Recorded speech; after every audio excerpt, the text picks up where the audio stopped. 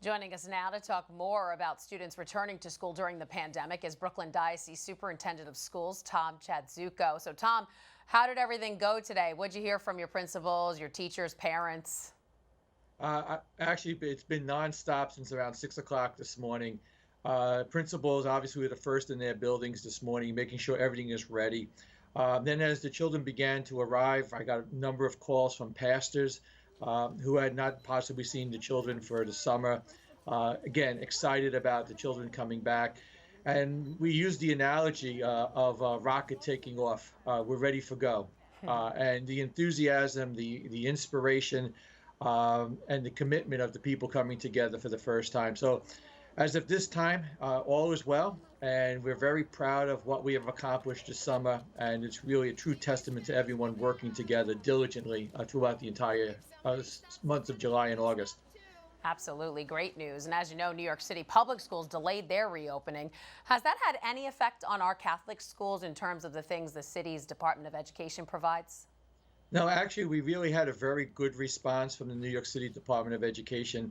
My colleague across the river, Mike Deegan, the superintendent from the Archdiocese, we wrote a letter last week to the Chancellor Carranza, and basically asked him to make sure that our children had nurses, school buses, transportation, and food services.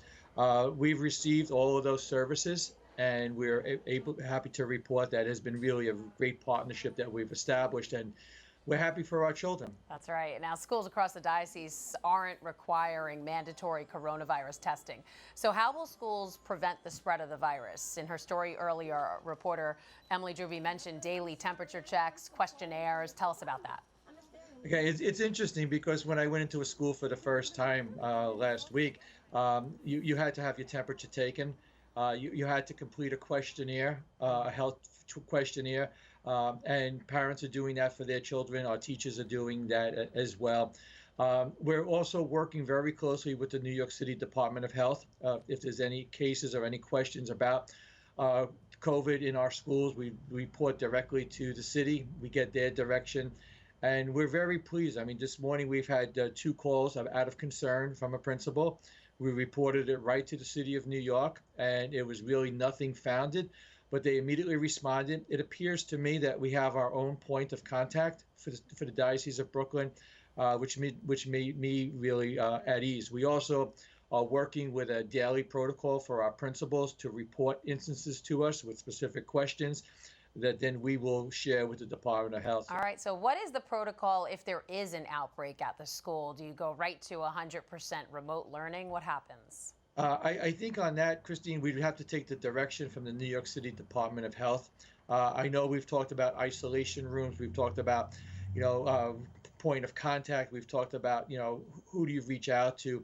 And I think hopefully we don't get to that point. But our position right now is as soon as we hear something, excuse the pun, hear something, say something, report something, and immediately engage the New York City Department of Health.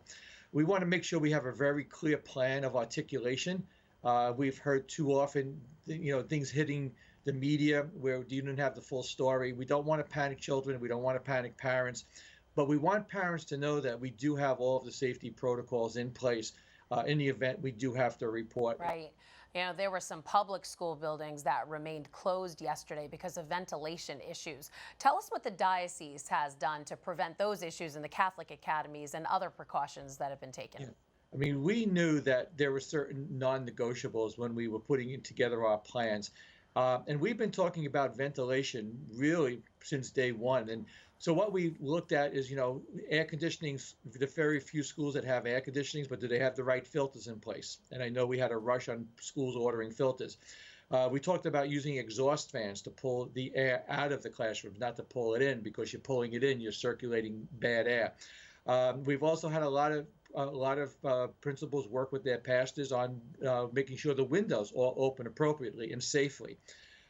So we've looked at all of that cross ventilation. We've looked at the exhaust fans. We looked at the air conditioning, and I think we're very confident that our buildings, our cross ventilation is really in good shape, and we are able to protect the children, the faculty, the parents, anyone coming into the schools.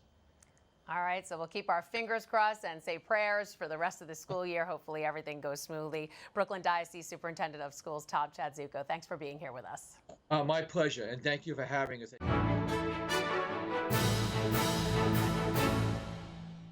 If you're watching Currents News on YouTube, be sure to hit the subscribe button and then click on the bell to get instant updates about all of our newest content, because we are putting your faith in the news.